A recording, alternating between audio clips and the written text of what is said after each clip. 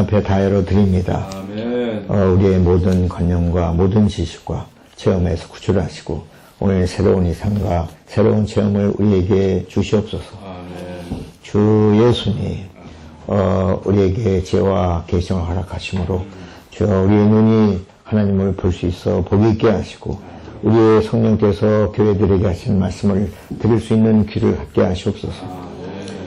주 예수님, 우리가 하나님의 생명을 받았지만 우리 받은 것으로 끝나지 않고 일생 동안 영원토록 이 생명을 누림으로 우리의 하나님께서 우리의 부르신 목적과 뜻을 성취하게 하시옵소서. 주 예수님 이름 안에서 기도하였습니다. 우리는 기본 진리 7번째 하나님의 본성. 저희들이 준비한 이 기본 진리는 16개씩 3차례, 그래서 48개를 지금, 준비하려고 합니다.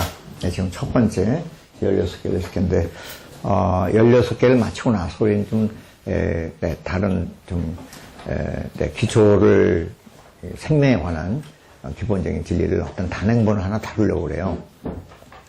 16개를 마치고 나서, 너무 우리가 맞추고 나가면 또 지루하니까. 그렇게 하고 나서, 좀 기본적인 생명에 속한 달콤한 그런 단행본들이 있습니다.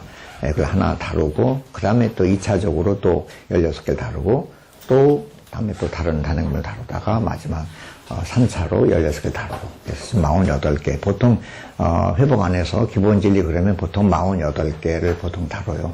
아니면 50개든가. 근데 우리, 그 워치만 형님 그 책에, 그리스도인의 50 필수 과정. 그런 책이 있습니다. 50 필수 과정이 있는데, 48개 내지 50개인데, 보통 48개가 좋은 것 같아요. 그래서 지금은 첫 번째 16개를 다루고 있는데, 지금 지금 주님의 그 방향은, 16개, 1차본 16개를 하나님, 그리고 하나님에 관하여, 그 다음에 사탄에 관하여, 사람의 타락까지, 여기까지를 다루려고 합니다. 그러고 나서 이제 2차분은 이제 여기 주님의 이제 주님의 구속, 그리고 생명 주는 영, 이 정도 십자가 부활을 주로 2차분 다루고, 3차분에서 이제 우리 믿는 이들이 어떻게 우리가 이것을, 기본적인, 그러니까, 여기 생명을 받은 이후에 우리가 합당한 교회 생활, 마지막에 왕국 생활, 다시 오심까지, 그리고 세르살렘까지, 이렇게 해서 우리는 3차분을 할 겁니다. 이번에는 하나님에 관해서 지금 7번째입니다. 본성이죠. 다음에는 하나님의 속성을 교통할 것이고, 그 다음에 하나님의, 신성한 삼위성의 분배에 관하여 한 2번 정도 다루고, 어쨌든, 지금 1차분은 하나님에 관하여, 시작이 하나님이시니까, 그리고, 지난번에 하나님이 계시다, 하나님의 경륜, 주옥이 나왔습니다. 그 다음에, 사탄의, 이제, 하나님을 다뤘으니까, 하나님을 대적하는 원수를 다뤄야 되겠죠. 순서가 그래. 논리적으로 이렇게, 이걸, 구성을 했습니다. 사탄의 유래, 그리고 사탄이 어떻게 반역을 일으켰는가, 그리고 어떻게 사람을 타락시켰는가, 사탄에 관해서 한 2개 정도, 그리고 사람이 어떻게 타락했는가, 사람의 타락에 관한 2번 정도, 이렇게 하면 아마, 될 겁니다. 본성에 대해서, 본성과 속성은 다르다.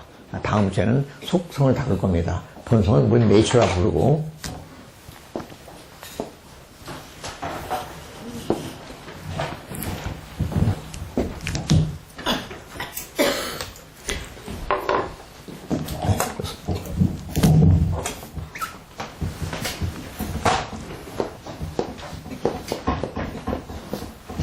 본성은 너무 네이처라고 그래요.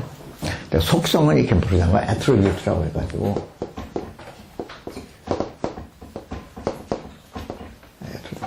티가 하나인가 둘인가 혹시 모르겠네. 티가 하나인가 둘인가. 나 분명치 않아. 맞습니까? 그래서 이건 본성이라 부르고, 이건 속성이라 부르고. 그게 달라요. 속성은 항목이 많습니다. 그분의 은혜, 신실함, 온유함, 진실함, 여러 가지 많이 있어요. 많이 있는데, 능력, 주권, 여러 가지 많아요. 많은데, 이제 본성은 세 가지만 다뤄요. 본성 세 가지만. 영과 하나님은 영이시다. 그리고 하나님은 사랑이시다.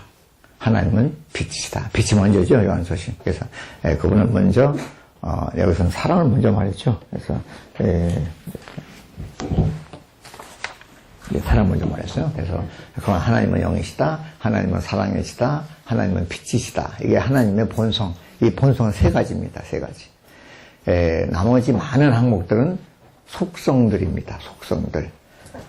속성들 가운데서 대표적인 것이 의와 거룩함. 그 다음에 뭐 진실, 신실, 뭐 주권만 있는데 다음 주에 오시면 하나님의 속성들에 관하여 말씀을 드릴 겁니다. 이 시간은 주로 이 세 가지 항목을 집중적으로 다뤄요. 그래서 먼저 본성 오늘 본성을 말할 겁니다. 본성. 첫 번째는 하나님은 영이시다. 그래서 요한복음 4장 24절 하나님은 영이시다. 그래서 이건 수식, 그러니까 제한, 형용, 수식이 아니고 서술형으로 썼다는 겁니다. A는 B다. 이렇게 서술형으로. A는 B다. 이런 식으로. 하나님은 영이시다.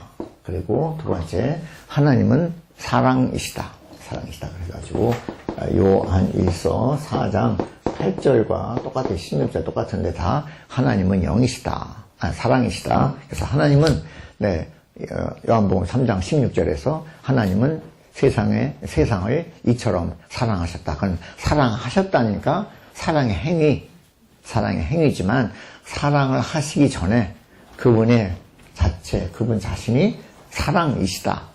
사랑을 한다는 거하고 사랑이라는 거하고 다르겠죠?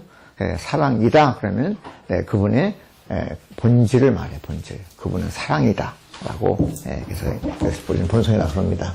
이런 본성이 있으신 분이기 때문에, 우리가 아무리 잘못했어도, 우리는 미워하거나 심판하지 않으시고, 사랑을 하셨다. 이것이 요한복음 3장 16절, 사랑의 행위를 말하고, 사랑에서 어떻게 했냐? 무엇인가 주셨다. 사랑의 이건 이제 표시겠죠. 그래서, 사랑하셔서 독생자를 주셨다는 것은, 이 사랑 이후에 발생하는 것이고 그분은 사랑이시다. 서술형이라는 거죠. 세 번째는 역시 요한일서 1장 5절에서 하나님은 빛이시다. 하나님은 빛이시다 해서 하나님이 빛을 비추셨다 하기 전에 그분 자신이 빛이다. 이런 얘기입니다. 그래서 이 세 가지를 우리는 하나님의 본성이라 그래. 우리가 하나님에 관해서 가장 먼저 우리가 지난번에 하나님은 계시다부터 시작했는데 하나님은 계시고 하나님은 경륜을 가지신 분이 하나님의 경륜 이런 걸 좀 하다가 오늘은 하나님의 본성을 여기에 대한 대표 구절은 베드로 후서 1장 4절. 오늘 이제 그 항목을 말한 것이고 본성에 대한 대표 구절은 베드로 후서 1장 4절에서 신성한 본성에 참여하는 사람이 되었다 해서 partakers of the divine nature 그래가지고 partaker 참여했단 말, 참여란 말. 해북역은 동참으로 되어 있는데 이것은 사실은 참여란 말, 물론 참여 그러면 그냥 단지 참석만 한다는 의미 때문에 근데 동참도 마찬가지로 참여가 좋아요. 그래서 원문에서는 이걸 참여하는 사람 그래서 우리는 partaker라고 했습니다. 참여하는 사람. 참여가 무슨 뜻일까? 이 말은 이제 명사인데 원래 partaker라는 동사의 명사를 썼습니다. 이렇게 이런 동사가 있어요. partaker라는 동사인데 이런 동사하고 AR 붙으면 사람이란 뜻이니까 그래서 partake하는 사람, 참여하는 사람. 이 partake라는 말은 part라는 단어 아시죠? 부분이라는 단어하고 take라는 단어 아주 쉬운 단어입니다. 부분을 취한다. 부분을 일부를 취한다. 전부를 다 취하는 게 아니라 우리는 또 전부를 취할 수가 없겠죠. 일부를 취했다. 오늘 여기 이제 다과를 했습니다. 여기 그 쟁반에 막 그냥 여기 버터빵이 많아서 오늘 다 먹은 사람 없을 겁니다. 하나를 내가 갖다 먹었다. 일부를 취했다.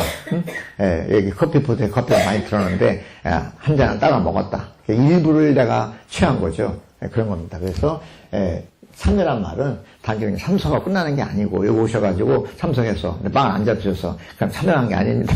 오셔가지고 빵을 드셔야 돼. 그런 것처럼 요거 이제 해서 티가 두 개니까 하나 없애버리고 이렇게 해서 파테이크. 일부를 취했다. 그런 사람.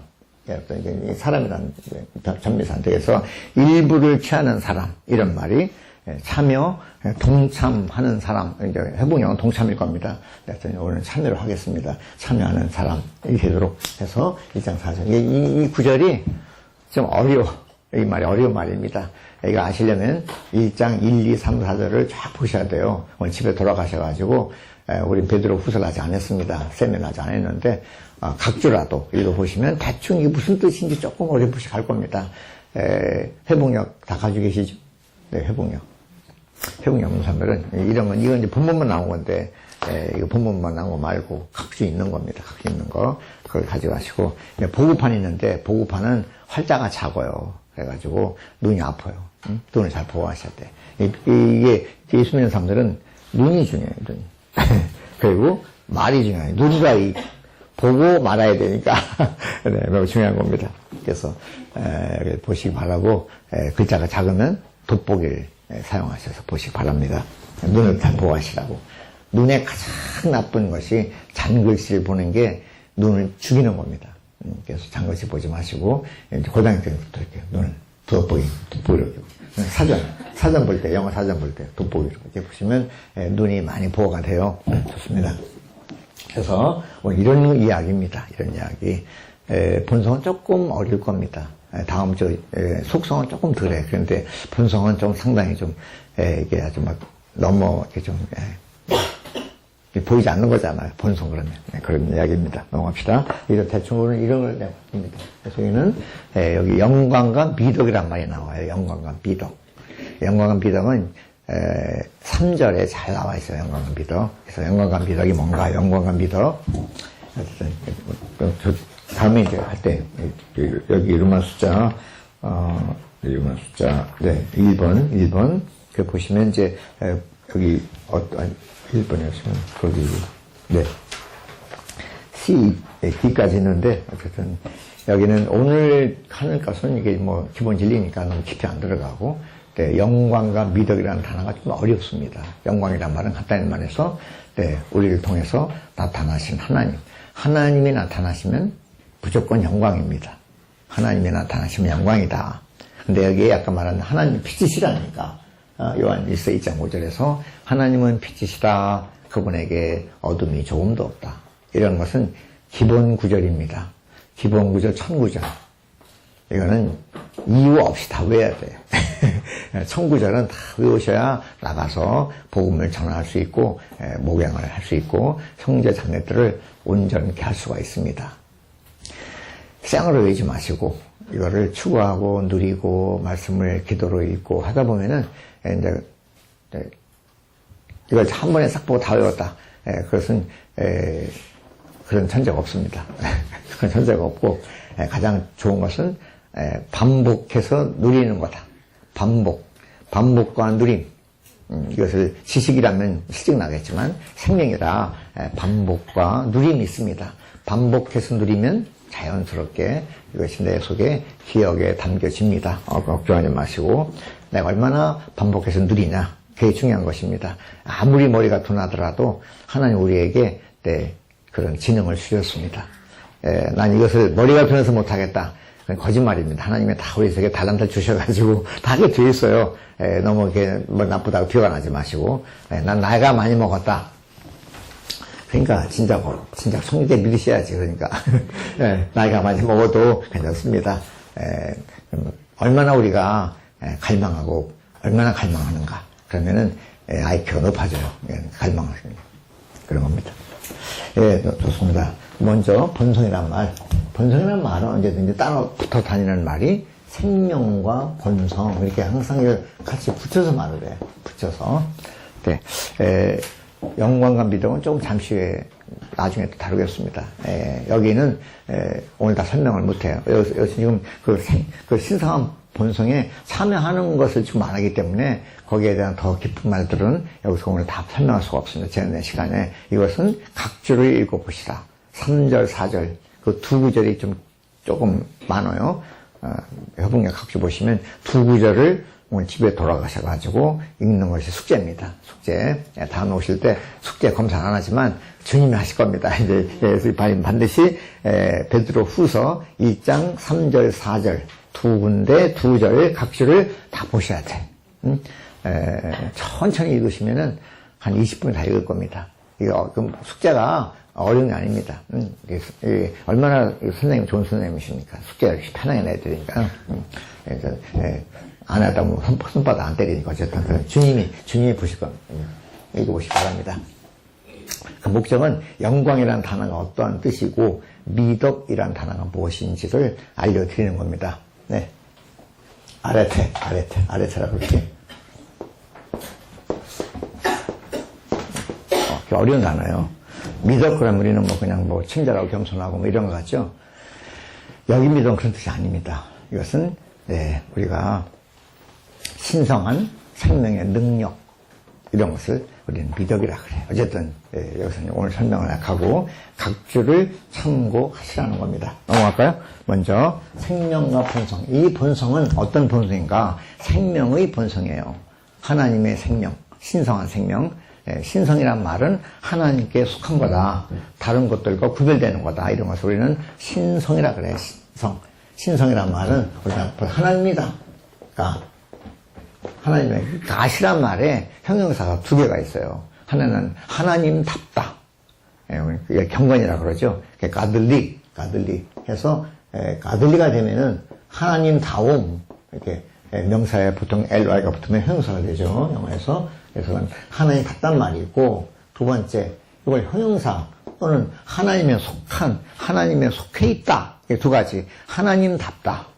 이것은 표현을 두고 하는 말이고, 이제 하나님의 이 내면을, 하나님의 본질을 두고 말한다면, 이건 하나님에 속해 있는 거다. 하나님께 속해 있는 거, 하나님에 속한, 이렇게 말할 때는 영어에 없어. 그래서 라틴 말 빌려가지고 divine 이런 말 표현했어요. 이렇게. 하나님에 속해 있는 두 가지 형용사가 있어요. 두 가지 형용사가. 그래서 God에는 형용사가 두 개가 있는데 하나는 하나님답다라는 말은 하나님이 표현됐을 때 저 사람을 말하는 게 하나님다워. 아마 사복음서 때 예수님의 모든 언행은 하나님다운 언행을 다 하셨다고. 하나님다워. 두 번째는 하나님에 속한 거다. 이것은 세상에 속한 것이 아니라 또 땅에 속한 것이 아니라 하늘에 속한 거다 또는 하나님께 속한 거다. 이렇게 말할 때 형용사가 달라져요. 그리고 이 명사는 가들리 니스가 됐고 명사형 이거는 이제 디모데 전서 3장 16절에 보시면 크로다 경건의 비밀이요 그런 말이 있는데 그 경건이라 말할 때 가들리 니스예요. 하나님다움. 이 형용사는 디비니티가 돼. 그래가지고 이것은 신성이라 그래. 신성. 이건 신성한. 하나님께 속한, 바꿔 말하면 신성한. 이건 신성. 이게 되시죠? 앞으로 이 용어가 계속 나오기 때문에 들을 때마다 그냥 속에서 이렇게 잘 낯설으니까 감동받기가 쉽지 않거든요. 그래서 자꾸 이렇게 사귀시라고 우리 말로도 영어로 자꾸 써드린 이유는 여기서 우린 영어 공부하자는 뜻이 아니고 자꾸 이렇게 정확한 뜻을 알고 사귀시라고 이렇게 좀 예를 들어 드리는 겁니다. 그래서 이건 경건이라 번역하고 이건 신성이라 번역하고 이거는 신성한 형용사니까 신성한 앞으로 이 단어가 계속 나오기 때문에 지금 이렇게 설명을 좀 드렸습니다. 그래서 신성한 그러면 하나님께 속한 것이다. 신성한, 이건 신성이고 넘어갑시다. 그래서 신성한 본성에 거기 베드로후서 1장 4절을 적어드렸죠. 다시 한번 읽어보실까요? 하나님은 이 영광과 미덕을 통하여 보배롭고 지극히 큰 약속들을 우리에게 주셨습니다. 그것은 여러분이 이 약속들을 통하여 세상에서 정력으로 부패된 것을 벗어나 신성한 본성에 참여하는 사람들이 되도록. 간단히 이 약속은 하나님의 약속, 하나님의 언약, 새 언약. 주로 이 약속은 뭐냐면 하나님께서 우리 안으로 그분 자신을 생명과 생명 공급으로 넣어주시겠다. 넣어주시겠다.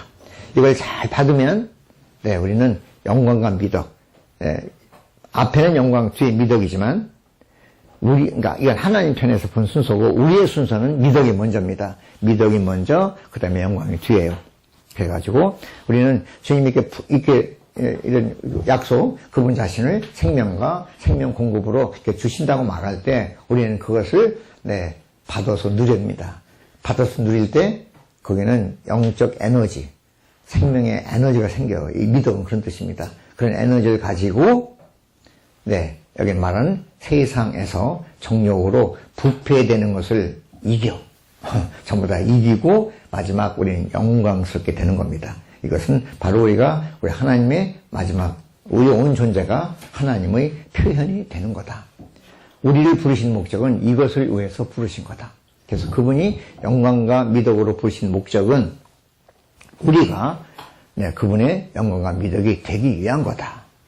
이런 내용이 지금 베드로 후서 1, 2, 3, 4절의 이런 분위기입니다. 분위기. 먼저 길 추가하시려면 그 말의 분위기를 잘 보시고 흐름을 보신 다음에 이렇게 깨달으셔야 돼. 덥석 그냥 턱 잡아버리면 길을 잃어버립니다. 그래서 분위기를 보시고 왜 어떤 분위기에서 어떤 흐름에서 이런 말씀을 하셨는가를 잘 보시는 게 중요합니다. 넘어갈까요? 어쨌든 여기서는 지금 그래서 이제 큰 약속들을 주셨는데 언제 주셨습니까? 우리 약속을 이미 받았다고요. 바꿔 말해서 하나님 그분 자신을 우리의 생명과 생명 공급으로 받았습니다. 언제 받았어요? 우리가 거듭날 때 이것을 우리는 받았습니다. 어떻게 거듭났습니까? 믿음으로. 그분 자신을 영접해 드림으로 거듭났다고요. 거듭남에 관한 거는 지금 우리는 한 3번째 우리 나중에 다룰 겁니다. 그런데 여기서는 이 거듭남을 모르면 이 신성한 생명과 본성의 뭔지 잘 모르시니까 거듭남에 관해서 제가 한 5분 정도 간단하게 소개를 해드리고 그러고 나서 이 말씀을 드리겠습니다. 거듭남에 관한 지금 이 신성한 본성에 참여하는 문제는 거듭남의 일부예요. 거듭남이라는 큰 이 진리 항목에 그 중에 일부를 지금 말하는 거다. 참여하는 거. 먼저 거듭남에 대해서 조금 말씀드릴게요. 거듭남. 그것은 전적으로 요한복음 3장에서 주님께서 니고데모라는 사람에게 복음을 전하실 때 집중적으로 거듭남에 관해서 말씀을 했어요. 여기가 있고 두 번째는 베드로전서 1장 23절에서 또 거듭남을 베드로가 또 상당히 심도 있게 말을 했습니다.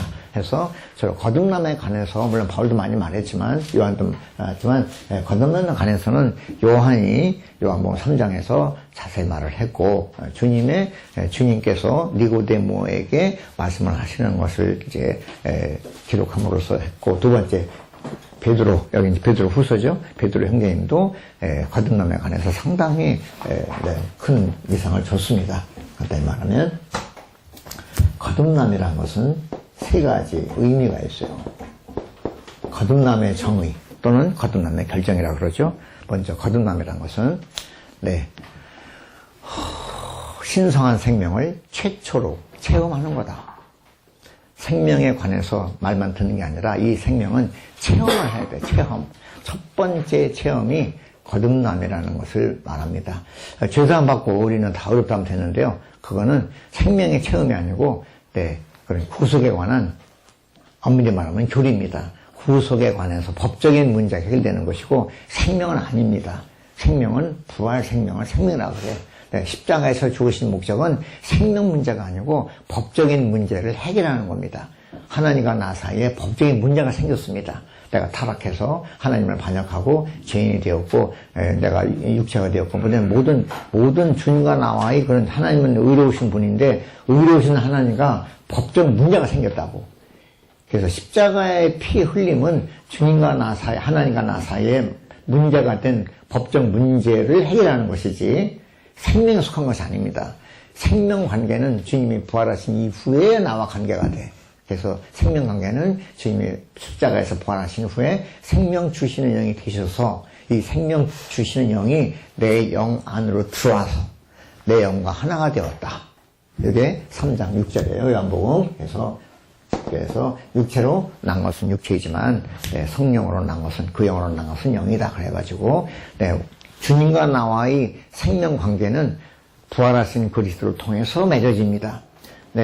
근데 이 생명 관계를 맺으려면 먼저 법적 문제가 해결이 돼야 돼. 법적 문제가 해결 안 되면 생명 관계가 성립이 안 됩니다.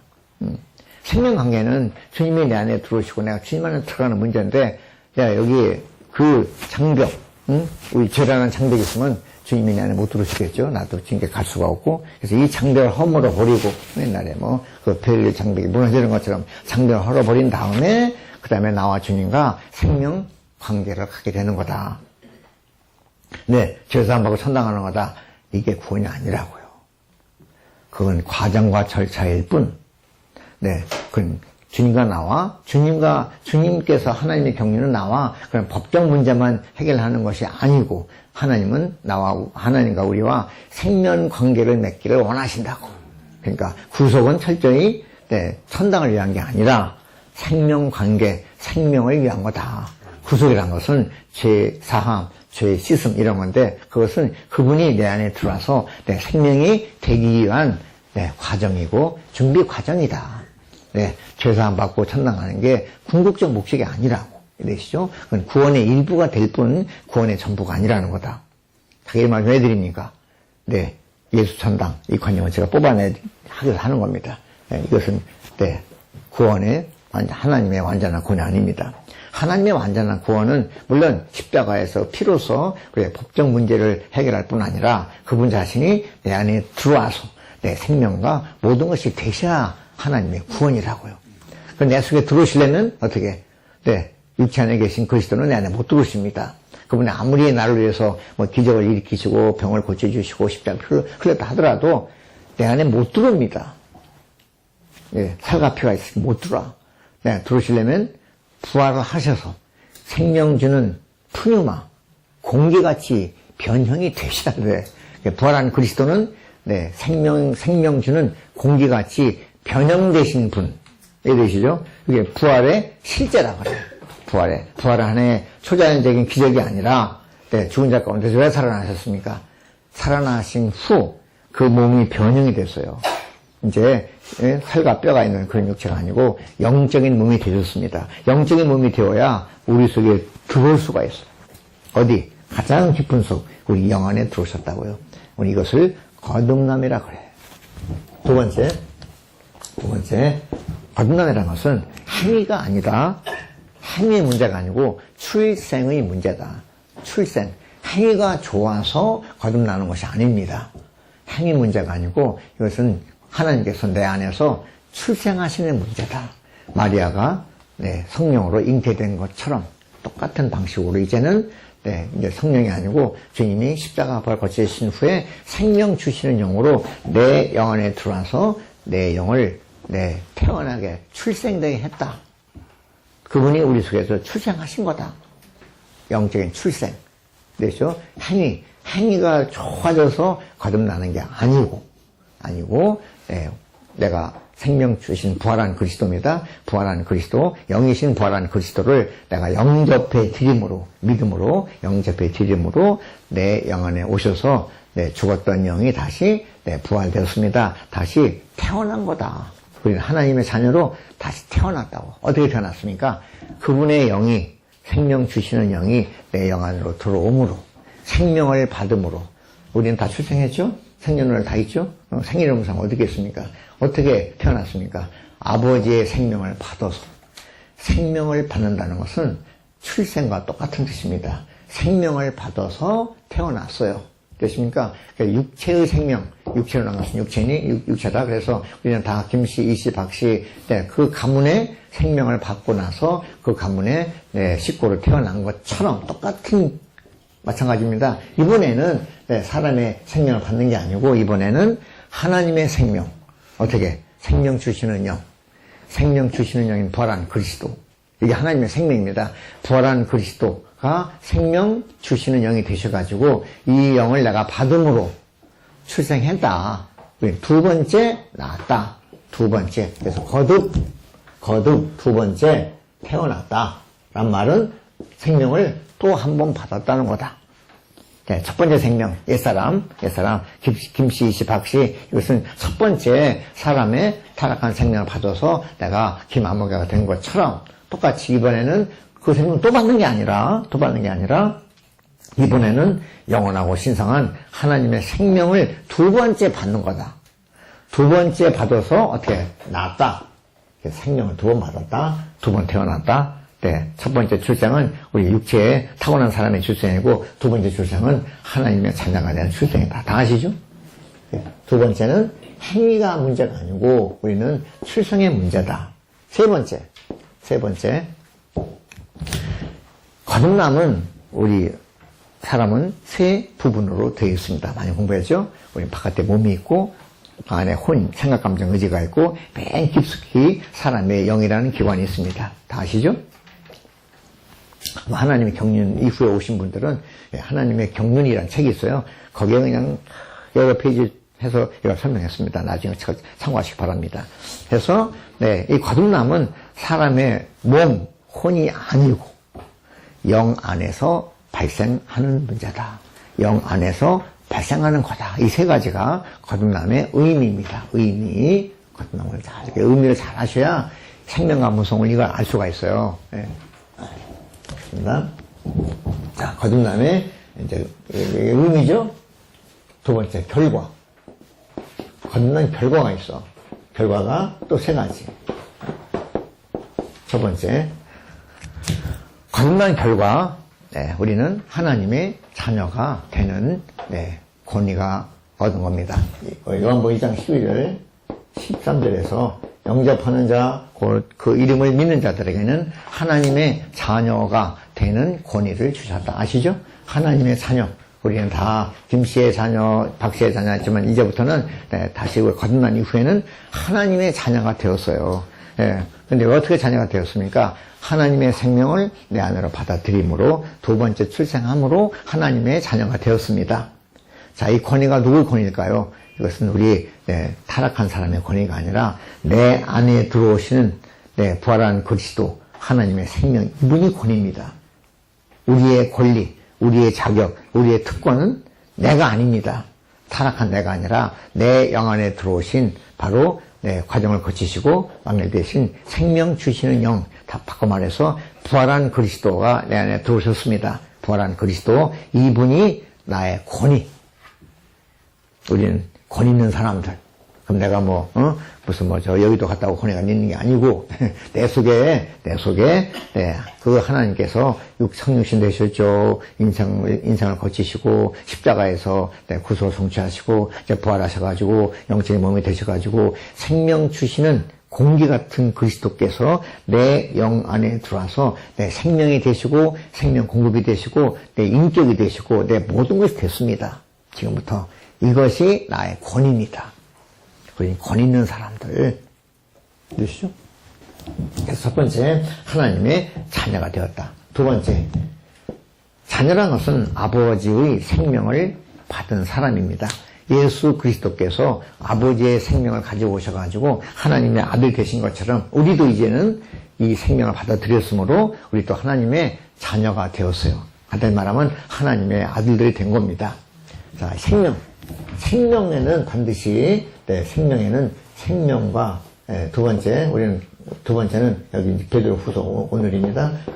이 생명에는 반드시 생명의 특성이 있어요. 자, 여기 물고기 생명. 물고기 생명 특성이 물속에서 사는 겁니다. 물속에서 그냥 이렇게 숨을 쉬는 거야. 물속에서. 야, 어떻게 맨날 물만 먹고 사냐? 먹는 게 아니라 숨 쉬는 겁니다. 아무리 상어 막 그냥 거창한 참치 상어라도 물을 떠나면 죽어. 하나님의 정하신 영역이 있다는 거죠. 넌 여기서 살아야 돼.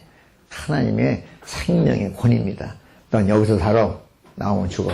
난 나갈 겁니다. 나와봐. 난 죽어. 하나님이 정하신 것을 어기면 다 죽어요. 그게 창조주라니까. 우린 피조물입니다. 창조주가 하라는 대로 해야 돼. 고집 피우지 말고, 말씀 부리지 말고 하라는 대로 해. 그러면 행복한 거야. 왜 불행합니까? 하나님의 정하신 원칙을 어겼잖아. 어기면 그때부터 비극의 시작이야. 하나님 대로 하면은 행복한 겁니다. 우리는 창조주가 아니잖아요. 창조물, 피조물은 창조주가 하라는 대로 해야 됩니다. 그래서 성경의 시작은 태초에 하나님이 천지를 창조하셨다는 거다, 창조. 예, 대단한 선포입니다. 우주의 선포는 하나님이 창조주고 우리는 창조물에 불과한 거야. 창조주가 하라는 대로 해야 돼. 어겨? 해봐. 넌 죽어. 안 되는 겁니다. 이게 바로 생명의 권위입니다. 그러죠?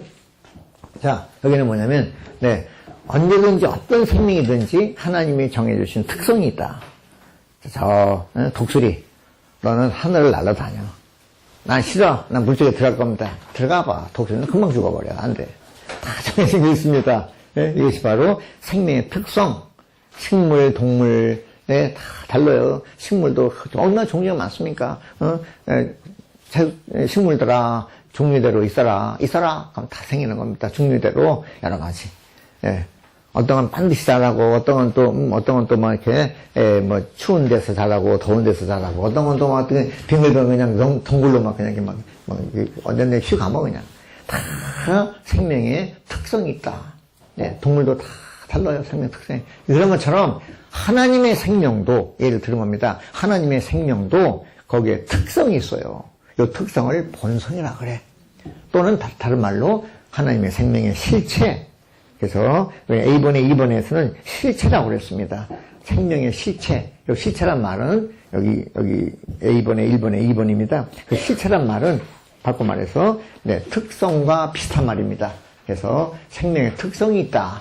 이 특성을 우리는 하나님의 본성, 생명의 본성. 그래서 언제든지 네, 여기 메시지에서는 언제든지 신성한 생명만 말하지 않고 언제든지 생명과 본성, 이게 붙어 다니는 말입니다. 생명과 본성이라는 말은 생명과 그 생명의 특성이라고 보시면 됩니다.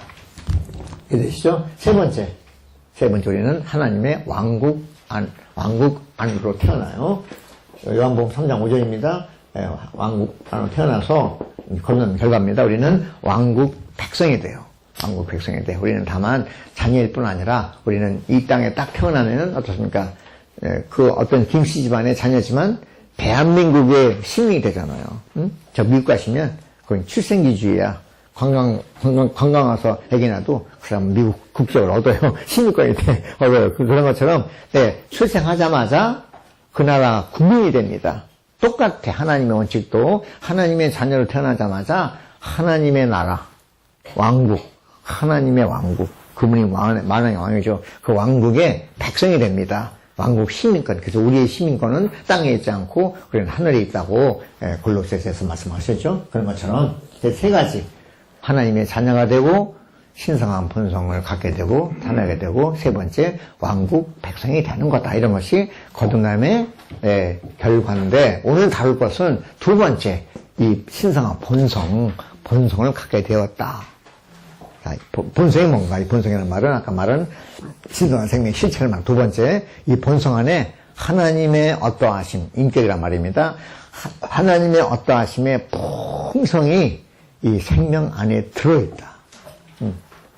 씨를 심었지만 얼마나 씨가 작아요. 그러나 이 씨는 모든 그 식물의 모든 것이 다 씨 안에 들어있는 겁니다. 네, 뿌리가 들어있죠. 잎이 들어있죠. 꽃이 들어있죠. 열매가 들어있죠. 향기가 들어있죠. 그 아름다운 색상이 들어있죠. 그게 다 어디 있습니까? 그 조그만 씨에 다 들어있는 겁니다. 다 들어있어. 그래가지고 그 말한 베드로전서 1장 3절에서 너희가 거듭난 것이 1장에서 너희가 거듭난 것이 썩어질 씨로 된 것이 아니고 썩지 않을 씨로 된 것인데 이것은 하나님의 살아있고 항상 있는 말씀으로 된 거다라고 거듭남의 정을 내립니다. 후서죠. 후서에 가서는 이 씨 안에 뭐가 들어있냐를 설명했어. 전서는 씨를 받았다는 것이고 후서는 씨 안에 뭐가 들어있냐. 그 들어있는 것을 2장 3절부터 7절까지 쭉 말했습니다. 거기 첫 번째 믿음이 들어있고 지식이 들어있고 절제가 들어있고 나중에 인내가 들어있고 경건이 들어있고 나중에 형제 사랑이 들어있고 마지막에 모든 사람을 사랑하는 이 본성이 들어있다. 이 씨 안에 다 들어있어요. 아까 말한 씨 안에 뿌리, 잎, 꽃, 꽃의 향기, 색깔, 마지막에 열매 안에 영양이 담뿍 담긴 그 달콤한 맛, 즙, 다 들어있는 것처럼, 모든 영양분이 다 씨 안에 열매에 들어있고, 그런 것처럼 우리가 거듭날 때 받은 생명의 씨가 내 속에, 예수 그리스도께서 생명의 씨로 내 속에 들어와서 이 씨 안에 얼마나 풍성한지 다 들어있다. 이거를, 베드로 후서 1장 여기에서는 4가지를 말했습니다. 맨 처음 믿음이 들어있고, 잠깐 보실까요? 베드로 후서 1장, 5절에 보시면, 5, 6, 7절에 보시면 거기에 이 풍성이 들어있어요. 먼저 믿음이 있죠. 5절에 믿음의 미덕, 믿음의 미덕의 지식의 자제는 절제란 말인데 절제의 인내, 인내의 경건, 그 다음에 형제 사랑, 마지막 형제 사랑만이 아니고 모든 사람에 대한 사랑, 원수까지도 사랑하는 이 거대한 사랑이 들어있습니다. 아까 말했죠. 여기 본성은 하나님은 영이시고 하나님은 사랑이시고 하나님은 빛이시다. 이 사랑과 빛이 우리 이 생명 속에 들어있습니다. 이해되시죠? 자, 이제 씨가 뿌려졌는데 항상 그냥 씨 그대로야. 물을 안 줬어. 물을 안 주면 하나 그대로 있는 겁니다. 물을 줘야 계속해서 씨에서 이제 뿌리가 나오고 꽃이 피고 하겠죠? 그런 것처럼 뿌리가 내리고 잎이 나고 꽃이 피고 열매 맺는다는 것은 이 씨의 발전이다. 발전. 그래서 여기 7가지 미덕은 신성한 본성의 발전을 말해요. 발전. 이렇게 발전돼야 된다. 그 발전되는 비결은 뭡니까? 성장해야 되겠죠. 성장하려면 공급이 있어야 된다. 그래서 신성한 본성에 참여한다는 것은 이 풍성한 공급을 공급받아가지고 누린다는 거다. 그래서 신성한 본성에 참여한다는 것은 그 말이 어디냐면 여기 3번에 있습니다. 신성한 본성에 참여한다는 것은 하나님의 어떠하심, 이 씨 안에 들어있는 모든 것을 누린다는 거다. 누릴 때 이 생명은 약한 생명이 아니라 강력한 생명입니다. 부활 생명 능력이 이 속에 들어있어요. 이제 미국 가시면 이제 차도가 있고 인도가 있는데 인도가 우리가 지금 안 돼 있고 두꺼운 콘크리트, 이렇게 두꺼운 콘크리트로 이렇게 인도가 돼 있어요. 그 한 판이 이 정도 돼. 이런 것은 그냥 쭉 인도 이렇게, 우리 인도가 다 달라. 이렇게, 이 두꺼운 걸 이렇게 놓고 저기 인도거든. 그게. 근데 어디 가다 보면 이게 한 판이 이렇게 쭉 뽀개지거나 이렇게 올라와가지고 턱이 졌어. 왜 그럴까요? 그 가로수 나무 뿌리가 이걸 그냥 밀어 올려. 네. 이게 바로 생명의 능력. 아무것도 아닌 것 같지만 이게 막 뚫고 나온다고. 그런 것처럼 이걸 누릴 때 생명이 성장할 때 강한 생명의 신성한 능력이, 이 능력을 우리 미덕이라고 그래. 미덕. 영광은 미덕입니다. 네, 이 능력을 가지고 능력이 나타납니다. 그래서 이 능력을 가지고 능력이 나타나고 그리고 이 생명이 성장하는 겁니다. 성장해서 이 능력을 가지고 생명 공급받을 때 능력이 생겨. 이 능력을 가지고 세상에서 정력으로 부패되는 것. 모든 부정적인 것들을 다 이길 수가 있습니다. 그러므로써 우리는 신성한 본성에 부정적으로는 세상의 정력으로 부패되는 것을 이기고 긍정적으로는 신성한 본성에 참여한다는 것은 이 본성을 누리는 거다. 누리는 거. 그래서, 자, 넘어갑시다. 자, 그래서 우리 편에서는 공급을 받고 누리는 거지만, 하나님 편에서는 분배입니다. 분배. 그분은 분배를 하셔야 돼. 왜 그렇습니까? 약속했거든. 하나님의 약속은 이런 생명을 그 영으로 우리 속에 계속 넣어주겠다. 이게 하나님의 약속입니다. 신약, 구약.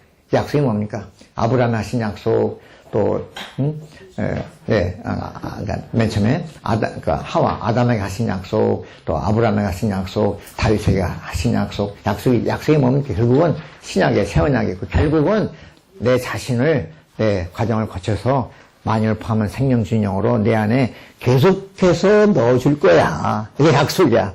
여기 바로 갈라디아서 3장 14절에서 아브라함의 축복은 바울이 말하기를 주님이 아브라함에게 복음을 전하신 거다. 이 복음의 축복이 뭐냐? 복음의 축복은 죄송하고 존대하는 게 아닙니다. 복음의 축복은 The Spirit 그 영.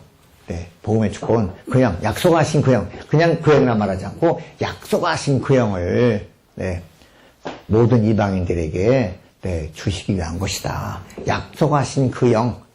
그 영이 하나님의 약속의 초점입니다. 그 영 안에 뭐가, 그래서 여기 그 영, 먼저 이제 보여놨습니다. 시간 많이 갔네요. 먼저, 하나님은 영이시다. 자, 영. 하나님 영이신데, 영이 뭐냐? 그것이 바로 생명 주시는 영을 말해. 그래서 영 안에는 생명이 들어있습니다. 영의 내용은 생명. 근데 생명은 어때요? 생명은 추상적이라고요. 생명은 추상적이라서 이건 반드시 어떤 그 생명을 담는 어떤 실자가 있어야 돼요. 예를 들어서, 근데 오늘 잠시 후에 아까 뭘 요구르트 먹었습니다. 이거는 김자매님 18번입니다. 요구르트 다 만드셨어요. 그 안에 뭐가 들었습니까? 단백질이 들어있죠. 거기 약간 이렇게 신맛, 비타민 C가 들어있죠. 단백질 들어있죠. 미네랄이 들어있죠. 정말 많습니다. 근데 그 자체는 존재가 안 돼. 요구르트를 만들어야 요구르트 속에 들어있는 거야. 그 요구르트 속에 들어있는 단백질, 미네랄 이런 것들은 바로 생명이라고 그러고. 근데 이런 것이 어떻게 내 입에, 내 속에 들어오냐? 요구르트를 먹어야지. 요구르트는 단백질의 실제라 그래. 언제든지. 그래서 생명 주시는 영. 말할 때, 영은 한 해에 우리 속에 들어서 움직이고 전달해주고, 그 전달 매체라 한다면, 그 속에, 영 속에 들어있는 것은 신성한 생명이 풍성하다. 이해되시죠? 그런 겁니다. 그래서 주님이 이 영을 분배하실 때, 영은 생명이고, 생명 안에 본성이 들어있다. 이게 1번 얘기입니다. 그래서 언제든지 하나님의 경륜이란 그분 자신을 생명과 모든 것을 우리 속에 분배해 주시는 건데, 어떻게, 분배해 주시는데, 그분의 모든 풍성을 함께 분배해 주시는데, 그 풍성이 바로 하나님의 본성이다. 그래서 그분 자신 분배할 때 세 가지, 영과 사랑과 빛을 우리 속에 분배해 준다는 거다. 계속해서, 그래서 이 영은 생명이면 똑같아요. 생명 안에 두 본성, 사랑과 빛이 있습니다. 사랑도 생명의 표현, 빛도 생명의 표현. 사랑과 빛은 다 생명의 표현이다. 생명 보이지 않아요? 먼저 영이 있고, 영 안에 생명이 있고, 이 생명이 우리 속에 들어와서 우리를 통해서 표현될 때는 사랑과 빛으로 표현됩니다. 자, 우리는 고린도 전서 13장. 무슨 장이죠? 사랑장이다. 사랑장은 전부 다, 거기 모든 13 항목 정의가 있는데 그것은 다 하나님의 신성한 생명이 표현될 때 이렇게 사랑으로 표현되는 것이다. 빛도 마찬가지. 빛도 생명의 빛. 그래서 이 빛도 생명이 표현될 때 빛으로 나타나는 거다. 그래서 우리가 계속해서 이 분배 받을 때 우리는 자연스럽게 우리는 사랑할 수 있게 될 뿐 아니라 이 메시지 보시면 사랑 그 자체가 되는 거다. 우리는 사랑스러워. 사랑이 많으신 분이야. 근데 내가 더 올라가면 그분 자신이 사랑이 돼. 하나님은 사랑이시다와 것처럼 우리도 사랑이 됩니다. 그래서 우리는 누굴 대하더라도 우리는 사랑을 베풀 수가 있다는 것이죠. 넘어갈까요? 대충 시간이 많은데 대충 말씀드렸습니다. 그래서 영과 두 번째 10번 말씀드렸고, 두 번째, 끊임없는 누림이다. 여기 1번의 T번은, 이 누림이 다만 교회 시대만 끝나는 게 아니라, 주님이 다시 오신 이후, 저 새 예루살렘에 가서도 영원 이 누림이 있다. 새 예루살렘에서도 계시록 22장 1절에 보시면 생명 강물이 있고, 계시록 22장 1절에는 생명 강물이 있고 2절에는 생명 나무가 있어요. 그래서 그 성 안에 여전히 영원한 거기에 본성의 누림이 있다는 거죠. 이 시대만 끝나는 게 아닙니다. 그 다음에 영과 사랑과 빛이 말했습니다. 그래서 여기 말했습니다. 세 가지. 이제 거기 아까 말씀드린 요한복음 4장 24절 영이시고, 그 다음에 사랑이시고, 요한일서 4장 8절, 빛이시다 1장 5절이다. 여기서 세 가지. 네, 이것은 은유적 의미가 아니라, 은유적 의미가 아니라 서술형이란 말은 그분이 직접 영이시고, 그분이 직접 사랑이시고, 그분이 직접 빛을 말하는 거다. 말씀드리고 나서, 네. 그 다음에 이야기가 뭐냐면, 네. 사랑. 네, 나중에 말하겠지만, 이 사랑이 우리 안에 나타날 때, 표현될 때, 실제가 될 때, 은혜라 그래. 은혜라 그러고, 빛이 우리 안에서 나타날 때는, 네, 진리, 실제라 그런다. 그래서, 네, 사랑과 빛은 근원적인 것이지만, 이 근원에서 나온 것이 바로 은혜와 실제라는 거다. 그래서 요한복음은 주로 은혜와 실제를 강조하지만, 네, 하나님과의 교통을 통해서, 요한 서신은 교통이죠. 교통을 통해서 근원으로 갈 때, 요한 서신은 언제든지, 네, 사랑과 빛을 말해요. 그런 것처럼. 에베소서를 추구하는데, 에베소서 3장, 4장이죠. 에베소서 4장은 주로, 네, 은혜와 실제를 말하지만, 5장 보면은 사랑과 빛을 말합니다. 그런 거죠. 언제든지 우리는 먼저 은혜와, 네, 실제를 체험을 해.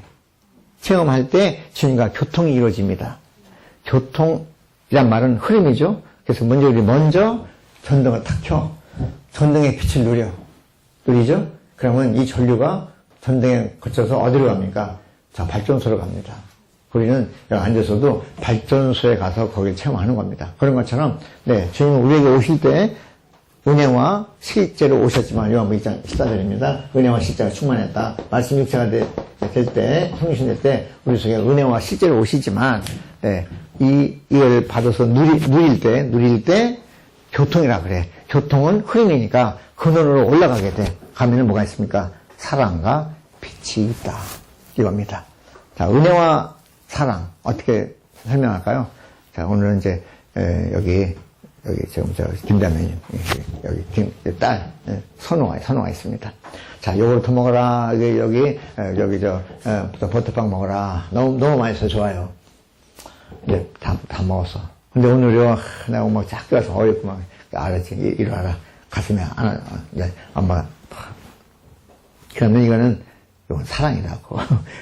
이게 요구르트 버터빵은 은혜지만, 이제 다 먹어서 엄마 품에 안겼어. 요거는 사랑이다. 훨씬 더 깊은 거다. 엄마 이거 뭐 해주는 건 바깥에 있는 것이지만, 사랑은 엄마 속으로 들어가는 겁니다. 속을 만져. 이것이 바로 은혜와 사랑. 그런 겁니다. 마찬가지, 우리는 여기서 실제, 네, 우리는 여기서 실제, 우리는 의롭고 거룩하고 세상을 이기고, 이게 실제지만, 그것이 더 들어가면은 하나님의 빛이 있어라. 빛을 누리게 돼. 그런 겁니다. 넘어갈까? 자, 시간이 많은데, 빨리 끝냅시다. 자, 3번은 우리를 영과 사랑과, 그래서, 미안합니다.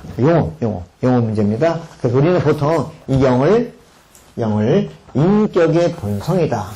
영어입니다. 앞으로. 인격의 본성, 다 이 본성인데, 요 세 가지니까, 요 세 가지를 이름을 붙였어요. 인격의 본성. 이거는, 네, 본질의 본성. 그분의 본질은 사랑입니다. 빛은 표현의 본성. 그래서 다 같은 본성이지만 이름을 붙였다. 영을 말할 때는 인격의 본성이라고 그러고, 사랑을 말할 때는 본질의 본성이라고 그러고, 빛을 말할 때는 표현의 본성이다. 언제든지 하나님은 빛이시니까 그분이 표현될 때는 빛으로, 네, 창세기 1장에서, 네, 여기 이제, 네, 땅이 혼돈하고 공허했을 때 주님 말씀하시기를, 네, 이제 뭐 땅에 혼돈하고 공허하고 어둠이 있을 때 첫 번째 하신 말씀이 빛이 있으라 이렇게 말한 겁니다.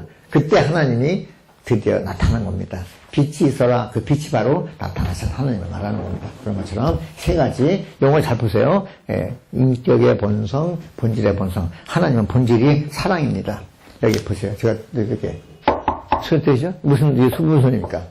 나무 소리. 이 탁자의 본질은 나무다. 응? 나무다. 이건 본질이 사기입니다. 사기. 달러. 본질이. 요거는 사기고, 요건 탁자다. 네, 본질이 사랑입니다. 자, 이렇게 해도 나무 소리, 걷어차도 나무 소리, 쓰러트려 나무 소리. 하나님은 어떻게 해도 그분은 사랑이다. 그분은 대적하고 원수, 그냥 핍박하고 뭐라고 그래도 하나님은 나 대적해? 그냥 미워해야지. 하나님은 내가 미워해야지 그래도 안 돼. 본질이 사랑이라. 그분은 미워하려고 노력해도 여전히 사랑입니다. 그래서 하나님은 본질이 사랑이니까 겁내지 마시고 잘못했어도 그분께 가시면 언제나 사랑하신다. 본질이 사랑이다. 그다음에 표현 나타날 때는 빛으로 나타납니다. 빛이 그래서 그러면 이제 어디 여기 이제 신약 오시면 요한복음 8장 12절에서 주님 오신 말씀하시기를 나는 세상의 빛이다. 네, 나타나셨거든.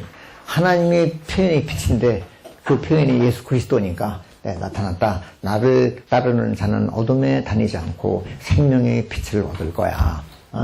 고린도 후서 4장 6절에서 네, 어두운 데서 빛이라고 말씀하신 그 하나님께서 우리 마음속을 비추어서 네, 예수 그리스도의 얼굴에 있는 하나님의 영광을 아는 지식을 베기신 분이다. 두 가지. 신약에서 말하는 겁니다. 그래서 이렇게 나타나셨다고. 예수 그리스도 얼굴에 있는 네, 하나님의 영광을 아는 빛. 이게 무슨 말일까요? 예수 그리스도 얼굴이 네, 하나님의 영광. 얼굴은 나타난 겁니다. 팔다리가 아니라 얼굴은 그 사람이 표현이죠. 그래서 신약은 하나님이 얼굴로 오셔서 누구 얼굴이냐? 예수 얼굴은 하나님 얼굴입니다. 이걸 임재라고 그래. 임재. 이게 영광인 거예요. 영광. 알겠죠? 임재. 근데 우리는 바울은 인생 동안 주님의 얼굴을 보고 살았다는 겁니다. 얼굴 중에 고린도후서 얼굴 중에서도 어디 가장 인상을 잘 나타내는 부분은 여기에 눈언저리 여기 헬라어로 프로소폰이라고 그래. 인덱스 여기 보면 금방 알아. 지금 기분이 좋은지 나쁜지 동의하는 건지 반대하는 건지 구태여 말할 필요가 없어. 금방 알아. 부부끼리 해야 해. 부부끼리는 벌써 다 알아봤어.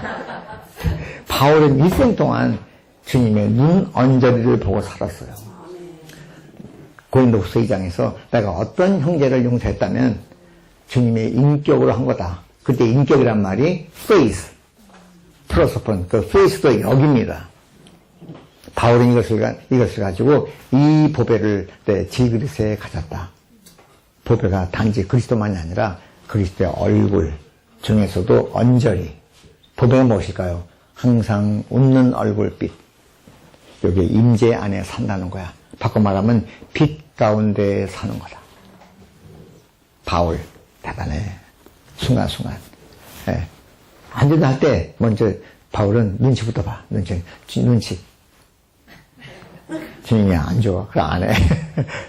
그럼 그때 눈이 벌써 싹 막 하하 하면서도 벌써 여기 모나리자 같이 막 이렇게 벌써 미소가 다 여기 미소가 있어. 그럼 해. 근데 눈이 좀 안 좋으셔. 그럼 안 해.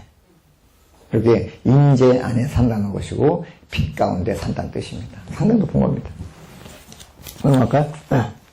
자, 우린 그 후에 3번 보시면 그분은 우리 분배하실 때 세 가지 영과 사랑과 빛을 우리에게 분배하신다. 넘어갑시다. 다 말씀드렸습니다. 1번은 사랑도 생명의 표현이고 C번은 빛도 생명의 표현 말씀드렸습니다. 자, 두 번 D번, C번, D번 지금 같이 읽어보실까요? 영과 사랑과 빛으로 사는 것은 다만 윤리적이고 도덕적인 가르침대로 전혀 다르다. 윤리 도덕이 아닙니다. 네, 우리는 자기를 수양하고 개선하고 교정하는 것이 절대로 아닙니다. 우리는 절대 그런 사람들이 아닙니다. 우리는 윤리 도덕이 아닙니다. 우리는 금욕주의자가 아닙니다. 네, 절대 아닙니다. 우리는 신학의 우리 전공이 아니라고. 우리는 하나님의 신성한 본성을 계속해서 우리는 공급받아서 누림으로 우리 속에서 미덕으로 능력으로 모든 부정적인 것을 다 이겨버리고 이 세 가지가 우리 속에서 생명 성장함으로써 자연스럽게 우리 속에서 빛이 이 생명 성장할 때 빛이 나온다. 금등잔대 간장 오늘 말씀드렸는데, 예, 금등잔대는 성장해서 꽃이 필 때, 이 꽃이 피는 것이 바로 빛이다. 이 꽃이 영광이죠. 그래서 생명이 성장할 때 꽃이 펴야 성장이다. 근데 우리의 행동 어떻습니까? 아직 않는데 밤새 꽃을 만들어가지고 거기다 붙여버렸어. 이것이 바로 종교 생활이라는 거다. 꽃을 붙이지 마시고 물을 줘, 물을. 해서 자라서 꽃이 나와야지 그냥 꽃을 갖다 붙이냐 그냥 종이를 만들어가지고. 이게 바로 윤리 도덕이라는 겁니다. 절대 다르다. 마지막에 결론. 자, 같이 읽어보실까요? 우리가 하나님의 공개하심 아래에 있다면 틀림없이 우리는 영과 사랑과 빛은 하나님의 본성에 참여할 것이다. 그럴 때 우리는 우리가 이러한 하나님의 본성들의 의식들로 조성되어 있다는 의미에서 영과 사랑과 빛과 나서 있다는 겁니다.